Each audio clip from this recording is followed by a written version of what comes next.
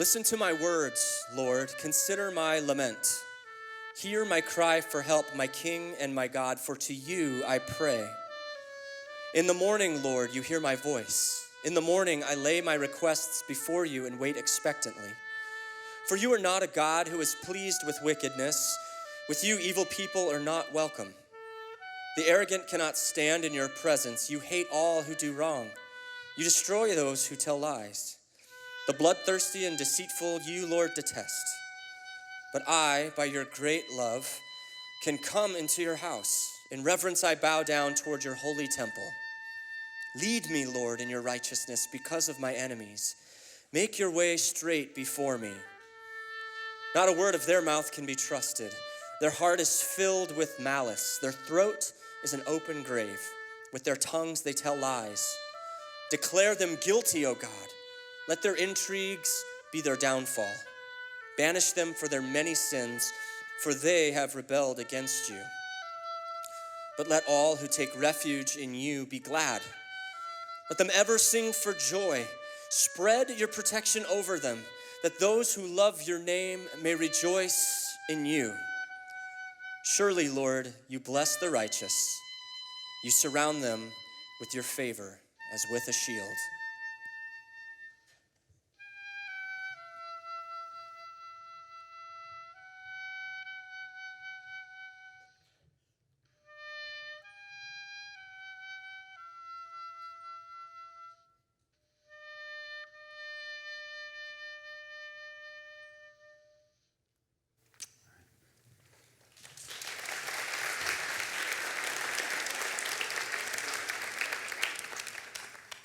Well, that's Psalm 5, read with an oboe in the background.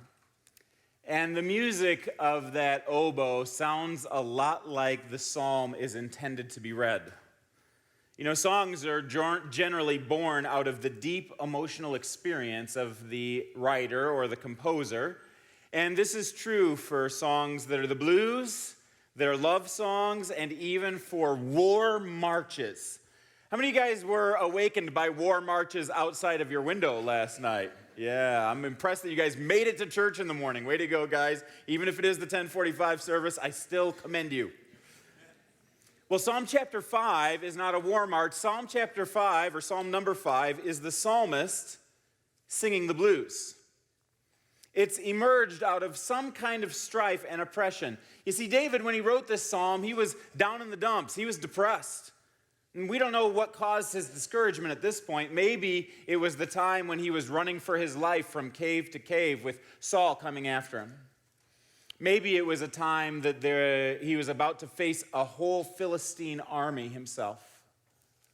Or maybe it was a time when his son rebelled against him and his throne was being threatened. Although we don't know the circumstances, we know that he was depressed. And it's kind of nice that we don't know the circumstances because the words of this psalm relate to all kinds of people who are experiencing discouragement. I wonder if any of you here today may be singing the blues.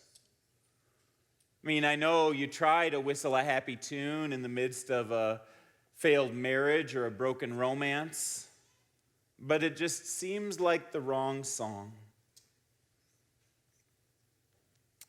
Declining health can demoralize and discourage the best of us, even when the pain won't go away. You thought the work that you were doing, maybe, was fantastic, but your boss keeps driving you for more. Or perhaps for you, a string of criticisms have come and have leveled your existence, making you doubt even your own competence. Well, the enemy of our soul has a lot of weapons that are available to him in order to keep us out of the game. But one of the most potent, one of the most powerful is discouragement. Discouragement leads to inactivity, apathy, and a lack of will. Discouragement decreases the fight that's inside of you to win battles for the sake of the kingdom. And if God's best warriors are discouraged, well, then progress for the good news is never made. How do we battle discouragement then? What are some keys to that? Well, Psalm chapter 5 gives us some keys to battling discouragement. So I want to encourage you in your Bibles to turn to Psalm chapter 5. Psalm 5 on your iPhone, your iPad, whatever you've got. If you have one of those ancient book-like things that people still use sometimes, you just open up to the middle. That's the cheater's way to get to Psalms. Open up to the middle. You'll be right there in the Psalms, and head to chapter 5, beginning at verse 1. It says this. Listen to my words, Yahweh. And remember, Yahweh is God's personal name. Listen to my words, Yahweh. Consider my lament. Hear my cry for help, my King and my God. For to you I pray. Let's just stop there for a minute. One of the things I told you last week to be watching out for when you read through the Psalms is parallelism. In other words, the same phrase repeated different times that's essentially saying the same thing. And when you see that, it's accelerating the emotional intensity that's around that. In verse 1, right away, we can see some strong parallelism. Listen to my words, consider my lament, hear my cry for help. And each of those in the Hebrew is a bigger way of saying the same thing, accelerating the idea that David is saying, I am really down and I really need you, God. I need you to hear my prayers in this moment, because whatever was going on in his life, he was in serious pain. He was waiting for God, and maybe he was even somewhat frustrated that God wasn't answering. So the first key in battling discouragement is to do what David does. I mean, I love that in the very first verse, we find out that he takes his stuff to God. That's your first key in battling discouragement, is to run to God with whatever is discouraging you. The ultimate formula to extend discouragement, if you want to stay in the dumps, avoid God. Steer clear of prayer and community in the Bible. Don't go to worship.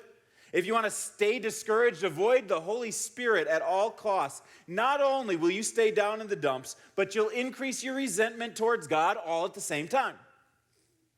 But of course, you guys are here this morning and you're in church, so by default, you're not in avoidance mode. Maybe you've been seeking God for a long time, though, and maybe you're frustrated by that.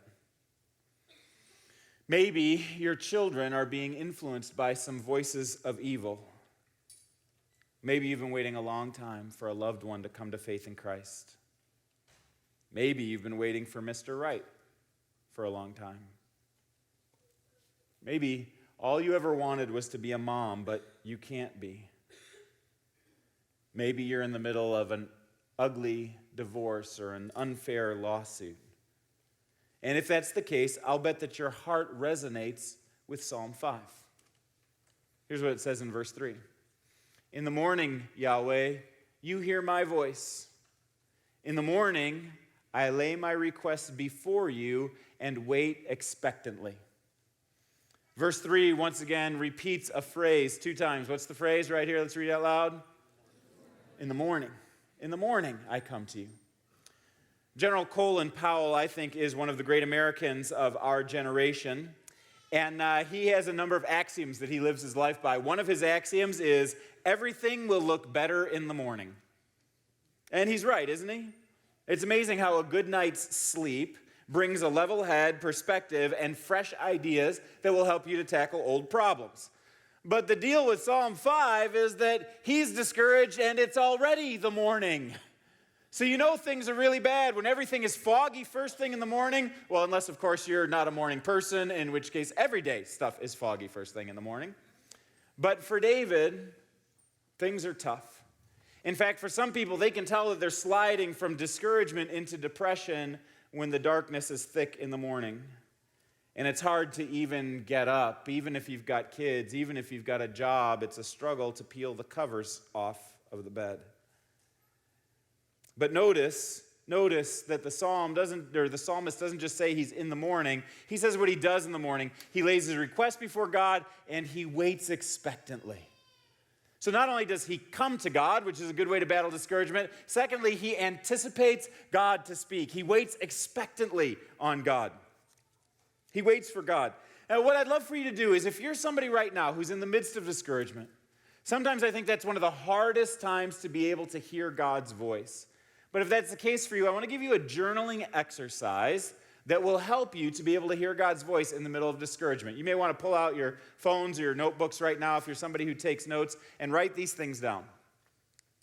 When you go about coming to God on days that you're feeling discouraged, bring a Bible, notebook, and a pen and write down the beginnings of these 5 sentences and then fill in the blank as if you were God, as if you were God speaking to you in the middle of this situation. So you can start one sentence, I see you. I see you. I see your circumstances. I see your pain. I see your relational brokenness, your wayward child, whatever it might be. Just fill in that blank. And the second one would be, I hear you. I hear you crying out. I can sense the pain that's deep inside your soul. I'm listening. I know how big a thing this is. In your world, this matters. It leaves a hole in your heart. This is something that's important. Fourth beginning phrase is, I am with you. I'm with you. I'm right here. I will never leave you. I'll never forsake you. I love you. I'm in the game with you. I will weep when you weep just because I identify with your pain. I really care. And then finally, I can help you to deal with your anger. I can change your circumstances. I can change your attitude when your circumstances don't change. I can work deep in your soul in ways that I never could without the pain. And here's what you'll find when you do this kind of journaling. You'll find that God will give you perspective.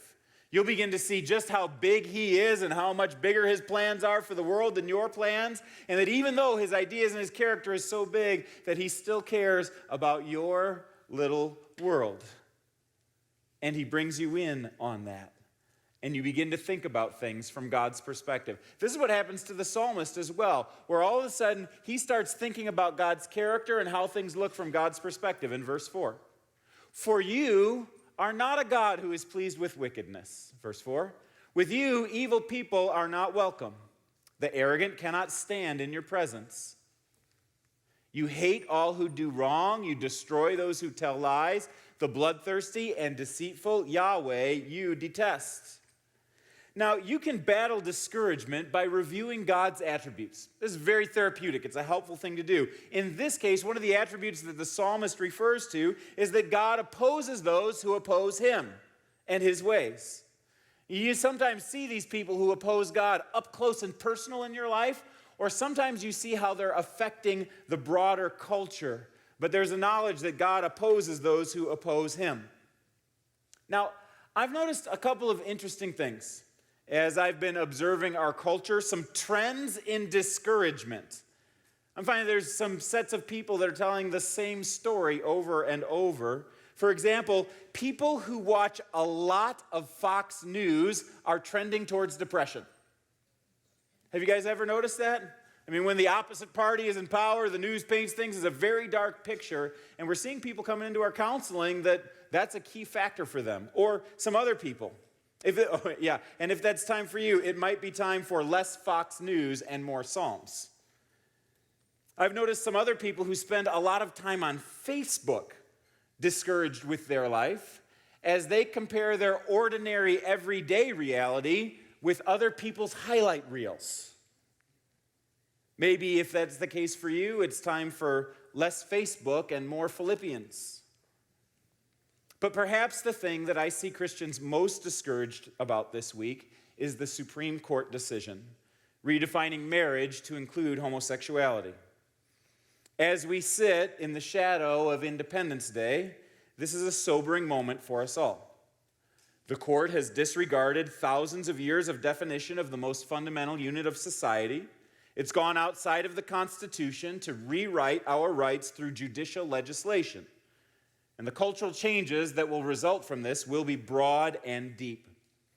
I want to encourage you to apply the message of May 24th, where we discuss the Bible's teaching on same-sex marriage and how to love people with whom you disagree. Most of it about how to love people with whom you disagree. And I've got to say, as I've been watching Christ Community Church, I have been so proud of the ways that I've seen you respond and not respond in this situation. People who are acting in a way that's very loving without compromising the truth. And I just wanted to take a moment to say, way to go, church. You're doing a great job with this. And if you're somebody who has not seen that message from May 24th, I'd encourage you to download it on the CCC app or watch it online, give it a listen, because I won't have time to review the content of that today. But what does seem worthwhile is to respond to the questions and the discouragement that I've been peppered with this week that seem to hit when the culture goes the wrong way. As we respond, we could make two big mistakes that we want to avoid. First of all, we don't want to cave in, and on the other end of the spectrum, we don't want to freak out, okay? Don't cave in, don't freak out. First of all, we don't cave in. I've been very surprised that a number of people this week have asked me, does this mean that Christ Community Church is going to start doing gay weddings? And the very clear answer to this is no. We will not treat as sacred something that is displeasing to the heart of God. Now, I know that lawsuits are coming.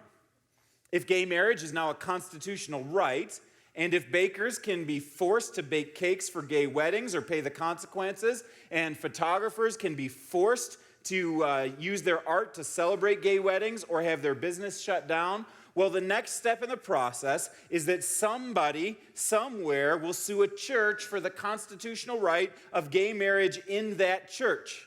And there may be consequences such as fines or going to jail or losing your tax-exempt status. And I just want to tell you that I, for the sake of Christ Community Church, will go to jail or we'll pay the fine or we'll lose our tax-exempt status before we will do anything that will displease the God that we love.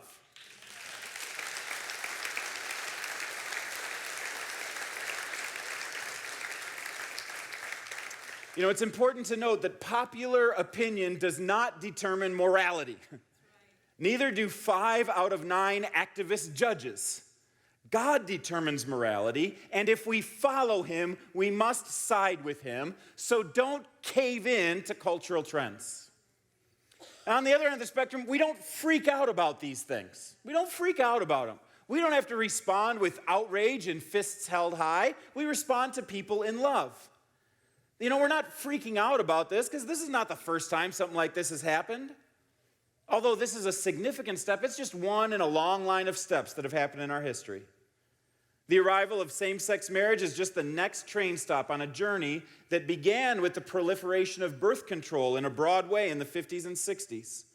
When pleasure and reproduction were divorced from a holistic understanding of sex, the idea that sexual expression and child-rearing should be reserved for the committed relationship of a husband and wife began to disappear.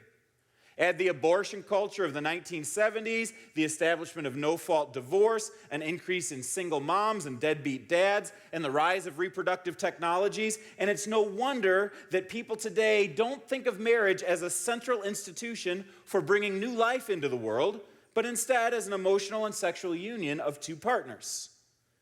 Now, as we head to the future, it is the case that there is likely a lineup of cases coming to the courts forcing Christians to act against their conscience. Already, a polygamist in Montana has been encouraged by the Supreme Court results and based on all the same principles is suing for the right to have 2 consenting wives. After all, it's all about love and marriage equality, he argues. When a Christian college in the future refuses to allow a gay couple into married student housing, there could be a lawsuit. Christian businesses that refuse to celebrate LGBT weddings are being inordinately fined or shut down already. And as the years march on, I predict that the United States will go the same direction as other nations that have been on the same path. Marriage will be less important, it will be less frequently practiced, and it will begin later in life. I read a blog this week by a guy who sat on a bus next to another guy who was in his early 20s, 22 years old, and he was married. And right away, the author thought, this guy is probably a Christian. And he was right. A 22-year-old with a ring on their finger may as well be carrying a Bible. But what I think this does is it provides a golden opportunity for the church to stand out as different. It will be increasingly unusual in the future for people to wait until they're married to have sex, and then get married, and then have kids, and stay faithful for 40, 50, 60 years at a time. And most of these people will be in churches. And their lives will be so attractive to those who are living in the broken worlds of divorce and infidelity. Sometimes when the darkness gets dark, the light shines all that much brighter. You see, we don't need family values in our culture in order to be distinctively Christian. In fact, sometimes we will stick out more if the culture is going in a different direction. But there will be some persecution that comes along with this. And in a historical perspective, persecution is normal for the church and not always bad for the church. In fact, we've got a friend, many of you know, our Chinese friend who comes and visits us once in a while, prays on our stage for all of us in very powerful ways. Well, when I was visiting her in China, she told me that she prays for Christ Community Church every single day when she gets up and prays. And I asked her what she prayed for, and she said, every day I pray that Christ Community Church will experience more persecution. Thanks a lot. And the reason is, she said, because she knows that when churches are persecuted like they are in China, faith burns red hot. And God does amazing things in people's lives when it costs them something to have their faith go public. And so she said, I know what it looks like in China. I know what it looks like in America. And sometimes no persecution breeds laziness and apathy. And so I pray for persecution for your church. Darn praying saints, getting what she asked for. We hate persecution because we've lived on the luxury liner of American Christendom, and we're grieving the loss of the ease that comes with our faith aligning with our culture. But the truth is, if we stand for biblical values, many will consider us to be bigots. And we have to make a choice. Will we identify with Jesus in the good times and the bad? Are we willing to take on his name when it's unpopular or when you face derision? See, the good thing about persecution is that it calls out people who are connected to the church for convenience or consumer preferences and not out of a commitment to Christ. Paul said this. He said, I want to know Christ in the power of his resurrection and in the fellowship of sharing in his sufferings. And I read that verse and I'm like, oh yeah, I want to know Christ in the power of his resurrection, but I'm not so sure about the fellowship of sharing in his sufferings. Because I know that Jesus went to a cross. I'm not sure if that's what I want for my life, but Paul says, I want that. When you experience little bits of persecution, God does deep work in corner of your souls that don't get accessed when there is no persecution, when there is no suffering, and it's good for us to be there. And it's time for us as Christians just to recognize that we are no longer the moral majority and embrace our identity as the missional minority. We need to jump out of our discouragement mentality and into the psalmist's brain and say, what does he pray for in the middle of this? So verse 7, we find out what he prays for, 7 and 8. He says, but by your great love, I can come into your house. In reverence, I bow down towards your holy temple. Lead me, Yahweh, in your righteousness. Because of my enemies, make your way straight before me. But, this word right here, but I, this is the turning point in the psalm. But because of God's great love, we are always welcome in his house. We will always be around for worship. We will bow down. Friends, no matter what happens, whether it's Goliath or ISIS, with the Philistines or the courts, with betrayal or jobs, one thing never changes, and that is the character of God. No matter the whirlwinds, you can worship. No matter the breakers, you can bow. No matter the tempest, God is still in his temple. You see, we don't freak out about cultural things, first and foremost, because God is still on the throne. He still runs the universe. He allows cultures and systems and powers to change, and he knows what he's doing. When the Supreme Court ruled, they did not put Jesus back in the tomb. So be encouraged. Your eternity is secure. Life is still meaningful. The mission is still red hot. God has plans for you, even if you're swimming against the tide of culture, especially if you're swimming against the tide of culture. And by the way, in the end, Jesus wins.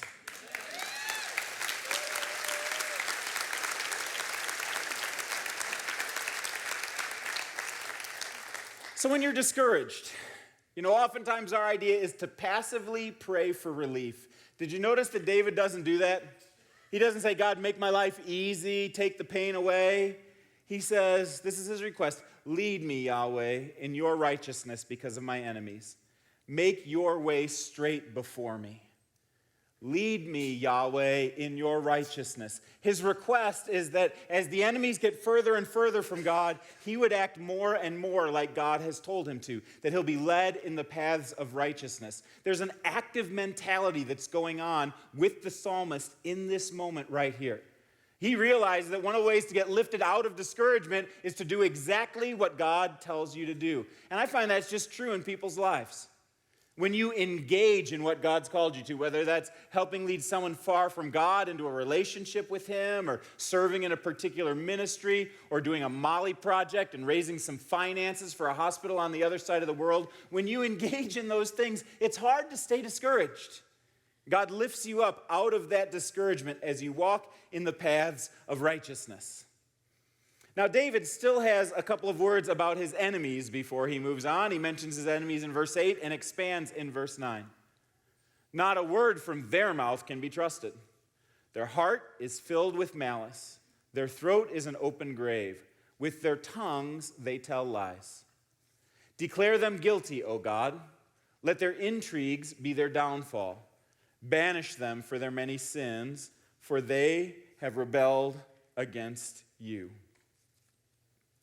Notice that in this passage, David doesn't take his enemies into his own hands, but he turns them over to God. I love that he's able to talk about what's going on in his soul about his enemies without taking revenge. I mean, he doesn't do anything against his enemies except for write a psalm about them that looks really bad and will last for 3,000 years.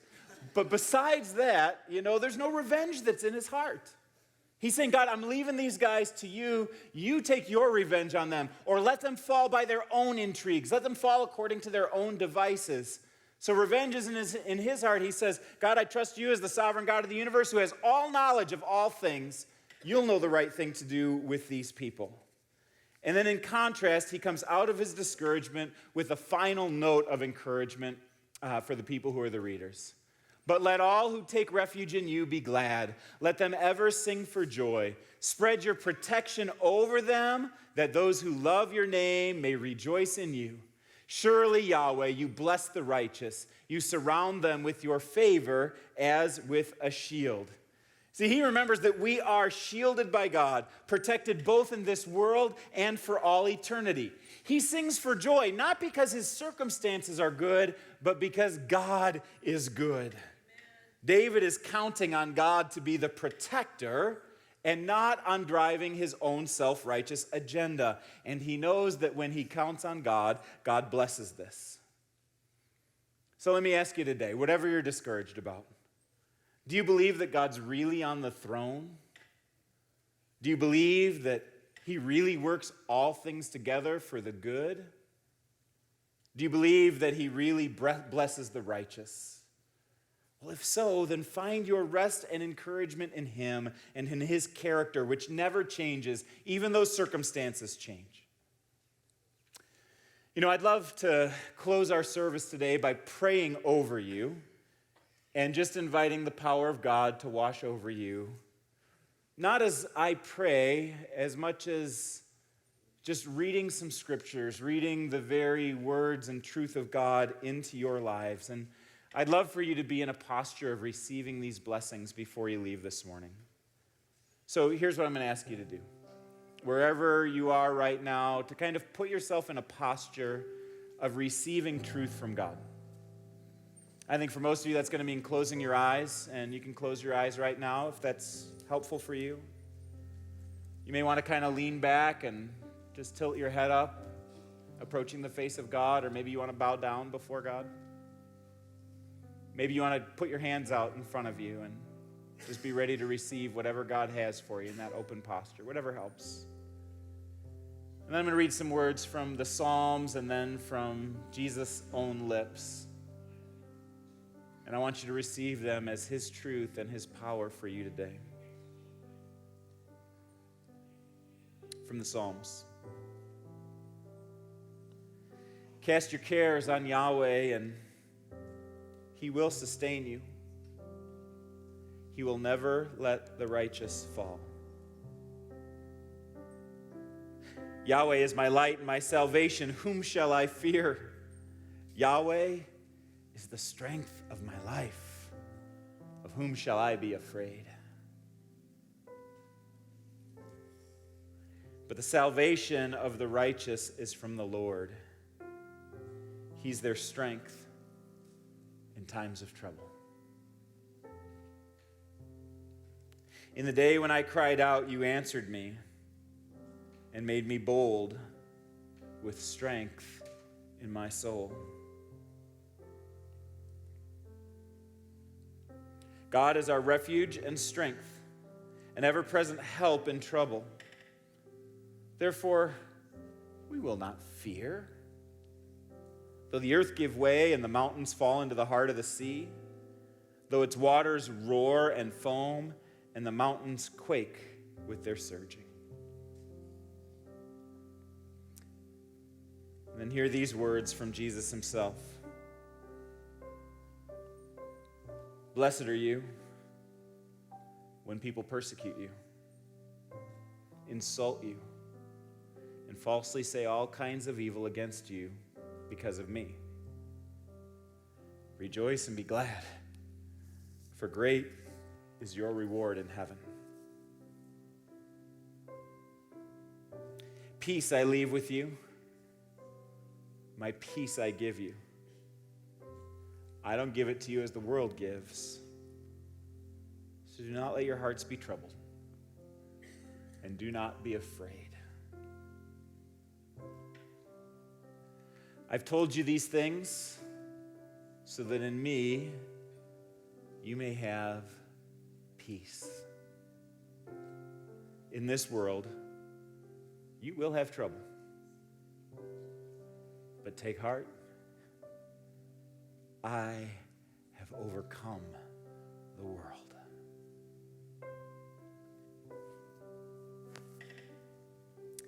God, I pray for my friends today, especially those who are discouraged and who just need a little peace from you. I pray that you, the God of all peace, would give them your peace, would give them your perspective, would give them your power, and would enable them to go from this place with truth and with life and with love. And God, I commend them to you for a week's worth of journey with you. I pray that you keep them close to you until we come back again. And we ask this in Jesus' name. Amen. God bless you, everybody.